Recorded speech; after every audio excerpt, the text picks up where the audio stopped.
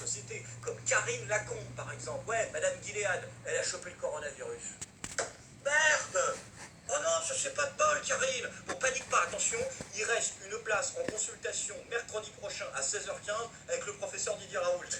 Non mais dépêche-toi avant qu'un Mondrian te prenne la place. Ah ça va, je plaisante, hein. Enfin je plaisante à moitié, parce que quand on lui demande sur les réseaux sociaux si elle va prendre de l'hydroxychloroquine, l'autre elle a une réponse mi-figue mi-raisin. Hein. Si je deviens vraiment malade, je me mettrai entre les mains de mes collègues médecins, qui me traiteront au mieux des connaissances scientifiques actuelles et en fonction de mes symptômes. Cordialement, hashtag Black Lives Science. Rivotril.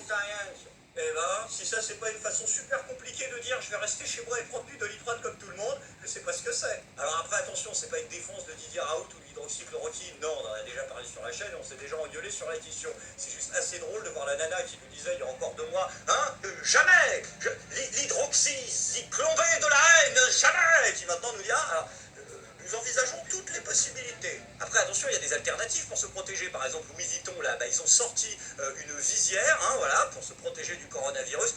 935 €. Oui, c'est marqué 800 sur l'insert, mais vu que ça ne protège absolument pas du virus, ce sera 800 € plus les 135 € d'amende.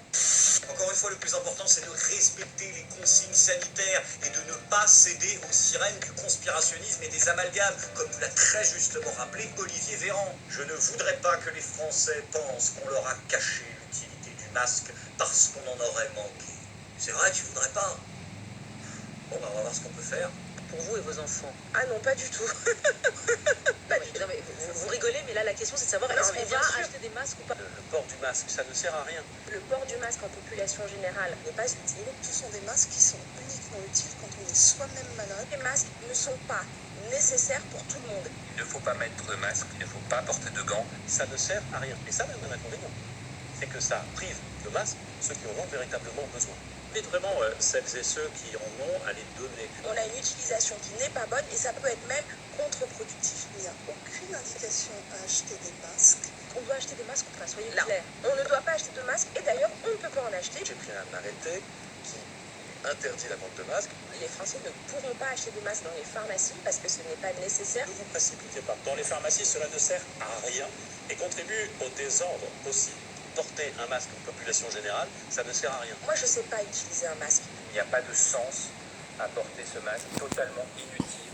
En fait, ça ne sert à rien. Je ne sais pas l'utiliser. L'usage des masques est inutile. Vous ne cessez de dire que les masques sont inutiles, Mais les masques n'ont aucun intérêt pour le grand public.